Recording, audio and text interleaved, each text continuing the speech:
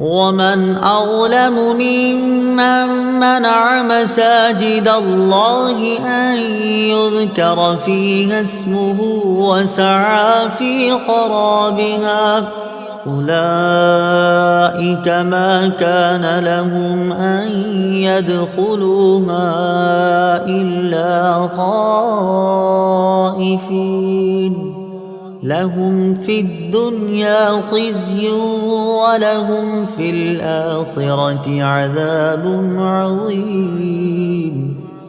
ترجمہ: اور اس سے بڑھ کر ظالم کون ہوگا جو اللہ کی مسجدوں کو اس بات سے روکے کہ ان میں اللہ کا نام لیا جائے اور ان کو ویران کرنے کی کوشش کرے۔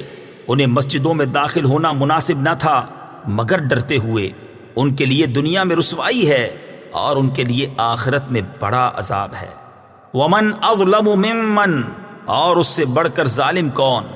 تفسیر صراط الجنان میں ہے یہ آیت بیت المقدس کی بے حرمتی کے متعلق نازل ہوئی، جس کا مختصر واقعہ یہ ہے کہ روم کے عیسائیوں نے یہودیوں پر حملہ کر کے ان کے جنگجوؤں کو قتل کر دیا، ان کے بیوی بچوں کو قید کر لیا، توریت کو جلا دیا، بیت المقدس کو ویران کر دیا، اس میں نجاستیں ڈالی، خنزیر ذبح کیے۔ یوں بیت المقدس خلافت فاروقی تک اسی ویرانی میں رہا۔ آپ رضی اللہ تعالی عنہ کے عہد مبارک میں مسلمانوں نے اسے بنایا۔ ایک قول یہ بھی ہے کہ یہ آیت مشرکین مکہ کے حق میں نازل ہوئی، جنہوں نے ابتدائے اسلام میں حضور سید عالم صلی اللہ تعالی علیہ وآلہ وسلم اور آپ کے اصحاب رضی اللہ تعالی عنہم کو کعبے میں نماز پڑھنے سے روکا تھا، اور صلح حدیبیہ کے وقت اس میں نماز و حج سے منع کیا تھا۔ ان یذکر، کہ ذکر کیا جائے۔ تفسیر صراط الجنان میں ہے ذکر میں نماز، خطبہ، تسبیح، وعظ، نعت شریف اور صالحین کے حالات کا بیان سب داخل ہیں۔ ذکر اللہ کو منع کرنا ہر جگہ ہی برا ہے، لیکن مسجدوں میں خصوصاً زیادہ برا ہے کہ وہ تو اسی کام کے لیے بنائی جاتی ہیں۔ مسجد کو کسی بھی طرح ویران کرنے والا ظالم ہے۔ بلا وجہ لوگوں کو مسجد میں آنے یا مسجد کی تعمیر سے روکنے والا، مسجد یا اس کے کسی حصے پر قبضہ کرنے والا، مسجد کو ذاتی استعمال میں لے لینے والا، مسجد کے کسی حصے کو مسجد سے خارج کرنے والا، یہ سب لوگ اس آیت کی وعید میں داخل ہیں۔ تفصیل کے لیے فتاوی رضویہ شریف کی کتاب الوقف کا مطالعہ کریں۔ البتہ یہ یاد رہے کہ جنبی یعنی جس پر غسل فرض ہو، منہ کی بدبو والے، لہسن، پیاز وغیرہ بدبودار چیزوں کی بو جس کے منہ سے آ رہی ہو، اسے روکنا اس میں داخل نہیں، کہ یہ حقیقت میں مسجد سے تکلیف دہ یا نامناسب چیزوں کو دور کرنے کے حکم میں آتا ہے۔ یہ بھی یاد رہے کہ مسجد کے نزدیک دوسری مسجد اس نیت سے بنانا کہ پہلی مسجد ویران ہو جائے حرام ہے، کہ یہ بھی مسجد کی ویرانی میں کوشش کرنا ہے۔ البتہ اگر کوئی مسجد بنائے تو اس کی نیت پر ہم حکم نہیں لگا سکتے ہیں کہ اس نے بری نیت سے ہی مسجد بنائی ہے، الا خائفین، مگر ڈرتے ہوئے۔ تفسیر صراط الجنان میں ہے مسجد میں ادب و تعظیم اور خوف خدا کے ساتھ داخل ہونا چاہیے، نڈر و بے باک ہو کر اور آداب مسجد کو پامال کرتے ہوئے داخل ہونا مسلمان کا کام نہیں۔ فی الدنیا خزی، دنیا میں رسوائی۔ تفسیر صراط الجنان میں ہے بیت المقدس ویران کرنے والوں کو دنیا میں یہ رسوائی پہنچی کہ قتل کیے گئے، گرفتار ہوئے، جلا وطن کیے گئے۔ خلافت فاروقی و عثمانی میں ملک شام ان کے قبضے سے نکل گیا اور بیت المقدس سے ذلت کے ساتھ نکالے گئے۔ مسجدوں اور مسجدوں سے تعلق رکھنے والوں سے نفرت کرنے والوں کو یہ وعید اپنے پیش نظر رکھنی چاہیے۔ وَلِلَّهِ الْمَشْرِقُ وَالْمَغْرِبُ فَأَيْنَمَا تُوَلُّوا فَثَمَّ وَجْهُ اللَّهِ إِنَّ اللَّهَ وَاسِعٌ عَلِيمٌ۔ ترجمہ: اور مشرق و مغرب سب اللہ ہی کا ہے، تو تم جدھر منہ کرو ادھر ہی اللہ کی رحمت تمہاری طرف متوجہ ہے، بے شک اللہ وسعت والا، علم والا ہے۔ وَلِلَّهِ، اور اللہ ہی کے لیے ہے۔ تفسیر صراط الجنان میں ہے اس آیت کے بہت سے شان نزول بیان کیے گئے ہیں۔ نمبر ایک مرتبہ صحابہ کرام علیہم رضوان تاریک رات میں سفر میں تھے، قبلہ کی سمت معلوم نہ ہو سکی، ہر شخص نے جس طرف اس کا دل جمع نماز پڑھ لی۔ صبح کو بارگاہ رسالت میں حال عرض کیا تو یہ آیت نازل ہوئی۔ نمبر 2، حضرت عبداللہ ابن عمر رضی اللہ تعالیٰ عنہ فرماتے ہیں یہ اس مسافر کے حق میں نازل ہوئی جو سواری پر نفل ادا کرے، اس کی سواری جس طرف متوجہ ہو جائے اس طرف اس کی نماز درست ہے۔ نمبر 3، جب خانہ کعبہ کو قبلہ بنایا گیا تو یہودیوں نے مسلمانوں پر اعتراضات کیے، ان کے رد میں یہ آیت نازل ہوئی اور بتایا گیا کہ مشرق و مغرب سب اللہ تعالیٰ کا ہے، جس طرف چاہے قبلہ معین فرمائے، کسی کو اعتراض کا کیا حق ہے۔ نمبر 4، جب یہ آیت دعا ادعونی استجب لکم نازل ہوئی تو حضور پر نور صلی اللہ تعالی علیہ وآلہ وسلم سے دریافت کیا گیا کہ کس طرف منہ کر کے دعا کی جائے۔ اس کے جواب میں یہ آیت نازل ہوئی۔ شان نزول کے متعلق ان کے علاوہ اور بھی کئی اقوال ہیں۔ فَأَيْنَمَا تُوَلُّوا، تو تم جدھر منہ پھیرو۔ تفسیر صراط الجنان میں ہے، معلوم ہوا کہ قبلہ کی سمت معلوم نہ ہو سکے تو جس طرف دل جمے کہ خانہ کعبہ اسی سمت ہوگا تو اسی طرف منہ کر کے نماز پڑھے۔ اس بارے میں تفصیلی احکام جاننے کے لیے بہار شریعت حصہ 3 کا مطالعہ فرمائیں۔ یہ یاد رہے کہ خانہ کعبہ ہی قبلہ ہے۔ یہاں جو اجازت ہے وہ مخصوص صورتوں میں ہے۔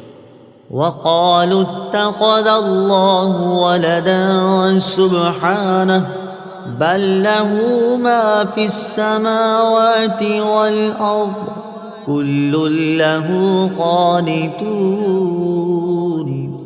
ترجمہ، اور مشرکوں نے کہا اللہ نے اپنے لیے اولاد بنا رکھی ہے، وہ پاک ذات ہے، بلکہ جو کچھ آسمانوں اور زمین میں ہے سب اسی کی ملکیت میں ہے، سب اس کے حضور گردن جھکائے ہوئے ہیں۔ سبحانہ، اللہ پاک ہے۔ تفسیر صراط الجنان میں ہے، یہودیوں نے حضرت عزیر علیہ السلام کو اور عیسائیوں نے حضرت عیسیٰ علیہ السلام کو خدا کا بیٹا مانا، جبکہ مشرکین عرب نے فرشتوں کو خدا کی بیٹیاں قرار دیا۔ جیسا کہ تینوں چیزیں قرآن پاک میں مذکور ہیں، ان سب کے رد میں یہ آیت نازل ہوئی۔ لہو ما فی السماوات، اسی کا ہے جو آسمانوں میں ہے۔ تفسیر صراط الجنان میں ہے، کسی کی اولاد اس کی ملکیت نہیں ہو سکتی، اور جب آسمانوں اور زمین کی ہر چیز اللہ تعالیٰ کی ملکیت ہے تو اس کی اولاد کیسے ہو سکتی ہے؟ نیز اولاد حقیقت میں ماں باپ کا جز ہوتی ہے، اور آدمی اپنے جز کا مالک نہیں ہوتا۔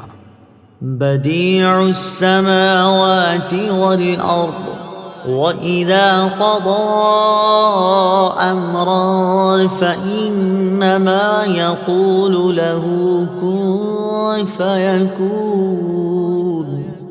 ترجمہ، وہ بغیر کسی سابقہ مثال کے آسمانوں اور زمین کو نیا پیدا کرنے والا ہے، اور جب وہ کسی کام کو وجود میں لانے کا فیصلہ فرماتا ہے تو اس سے صرف یہ فرماتا ہے کہ ہو جا، تو وہ فوراً ہو جاتا ہے۔ بدیع، بغیر مثال کے بنانے والا۔ تفسیر صراط الجنان میں ہے، بدیع کا معنی ہے کسی چیز کو بغیر کسی سابقہ مثال کے نئے طور پر بنانے والا۔ اللہ تعالیٰ کے آسمانوں اور زمین کو پیدا کرنے سے پہلے نہ کوئی آسمان تھا اور نہ زمین، تو اللہ تعالیٰ نئے طور پر اسے عدم سے وجود میں لایا۔ اللہ تعالیٰ تمام مخلوق کے اعتبار سے بدیع ہے، کیونکہ اللہ تعالیٰ نے ہر چیز کو خود ہی وجود بخشا ہے، پہلے کسی شے کی مثال موجود نہ تھی۔ وَإِذَا قَضَى، اور جب فیصلہ فرماتا ہے۔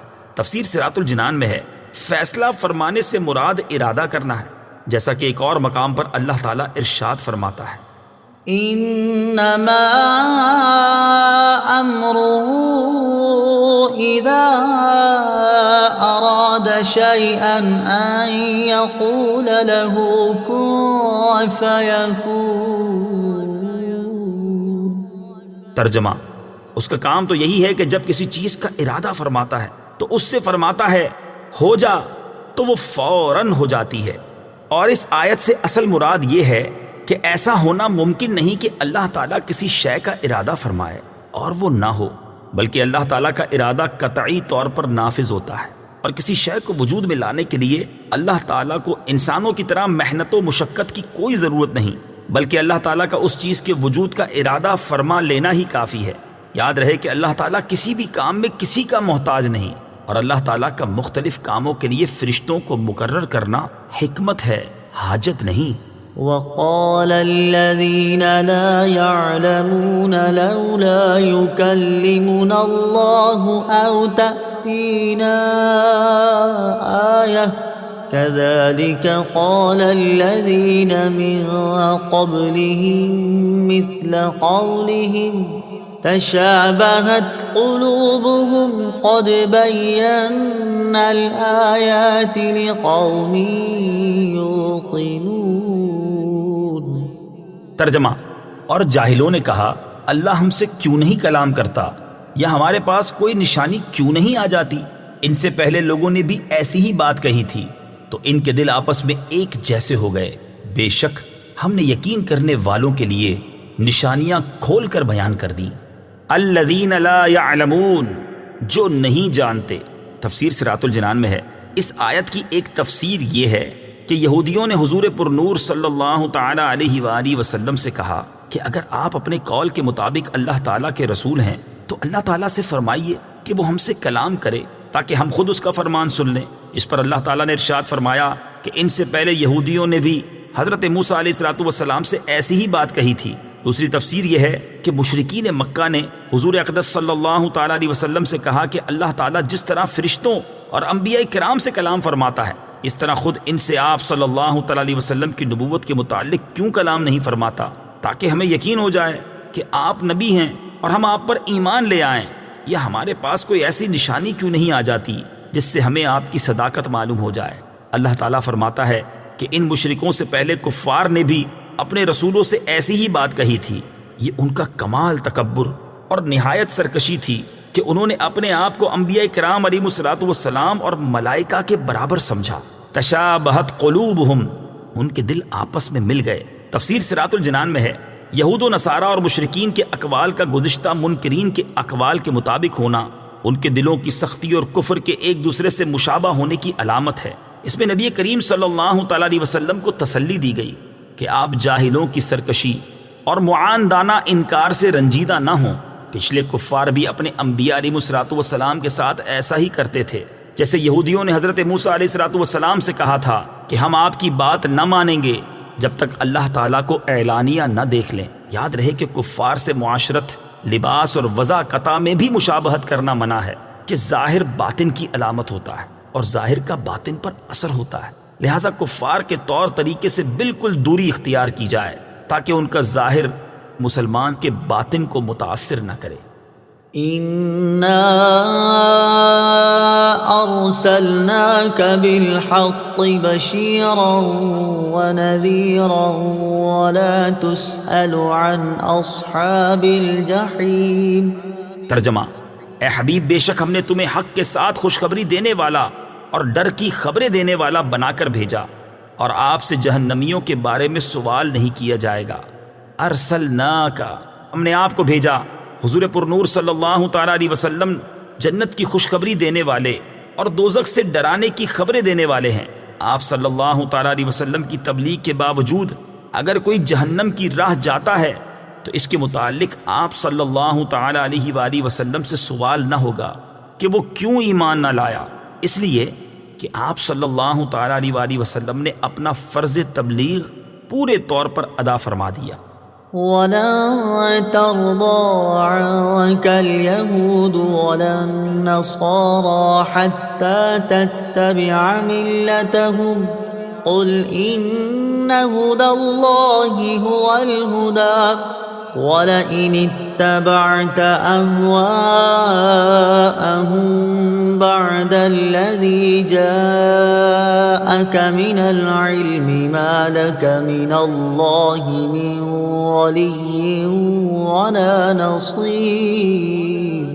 ترجمہ، اور یہودی اور عیسائی ہرگز آپ سے راضی نہ ہوں گے جب تک آپ ان کے دین کی پیروی نہ کر لیں۔ تم فرما دو اللہ کی ہدایت ہی حقیقی ہدایت ہے، اور اے مخاطب، اگر تیرے پاس علم آ جانے کے بعد بھی تو ان کی خواہشات کی پیروی کرے گا تو تجھے اللہ سے کوئی بچانے والا نہ ہوگا اور نہ کوئی مددگار ہوگا۔ ولن ترضیٰ، اور ہرگز راضی نہ ہوں گے۔ تفسیر صراط الجنان میں ہے، فرمایا جا رہا ہے کہ اے حبیب صلی اللہ تعالی علیہ وآلہ وسلم، یہودی اور عیسائی ہرگز آپ سے راضی نہ ہوں گے جب تک آپ ان کے دین کی پیروی نہ کر لیں، اور یقیناً یہ بات ناممکن ہے کہ آپ ان کے دین کی پیروی کریں کیونکہ وہ باطل ہیں۔ ان کے مقابلے میں آپ جواب دیں کہ اللہ تعالیٰ کی ہدایت ہی حقیقی ہدایت ہے جو اس نے مجھے عطا فرما رکھی ہے۔ اس آیت سے یہ بھی سمجھ آتا ہے کہ کفار بحیثیت مجموعی مسلمانوں سے کبھی راضی نہیں ہو سکتے، اگرچہ ظاہری طور پر کبھی حالات مختلف ہو جائیں۔ افسوس کہ ہزاروں تجربات کے بعد بھی مسلمان سبق نہیں سیکھتے۔ وَلَئِنِ اتَّبَعْتَ، اور اگر تم نے پیروی کی۔ تفسیر صراط الجنان میں ہے، یہ خطاب امت محمدیہ کو ہے کہ کہ جب تم نے جان لیا کہ سید الانبیاء صلی اللہ تعالی علیہ وآلہ وسلم تمہارے پاس حق و ہدایت لائے تو تم ہرگز کفار کی خواہشوں کی پیروی نہ کرنا، اگر ایسا کیا تو تمہیں کوئی عذاب الہی سے بچانے والا نہیں۔